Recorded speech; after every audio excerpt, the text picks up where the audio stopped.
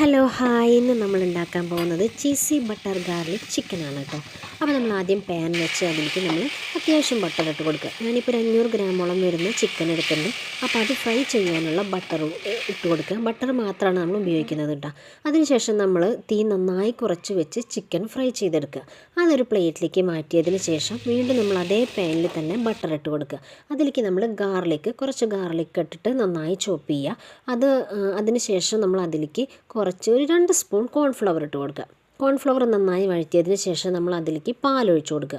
നിങ്ങൾക്ക് എത്രത്തോളം വേണം, എത്രത്തോളം ചിക്കൻ ജ്യൂസി ആയിരിക്കണം അതിനനുസരിച്ച് നിങ്ങൾ പാലൊഴിച്ച് കൊടുക്കണം കേട്ടോ. എന്നിട്ട് നമ്മൾ ഫ്രൈ ചെയ്ത് ചിക്കൻ നമ്മൾ അതിലേക്ക് ഇട്ട് കൊടുക്കുക. കുറച്ച് നേരം ഒന്ന് ചൂടാക്കിയതിന് ശേഷം നമ്മൾ അതിന് മുകളിലേക്ക് നമ്മൾ ചീസ് ഇട്ട് കൊടുക്കുക. ചീസ് ഇട്ട് കൊടുത്ത് നമ്മൾ കുറച്ച് കഴിഞ്ഞാൽ നമ്മൾ തീ ഓഫാക്കുക. അപ്പോൾ അങ്ങനെ ഇരുന്ന് ചീസ് മെൽറ്റ് ആയിക്കോളും. അപ്പോൾ നമ്മുടെ ചീസി ബട്ടർ ഗാർലിക് ചിക്കൻ ഇവിടെ റെഡിയായി. ഓക്കെ.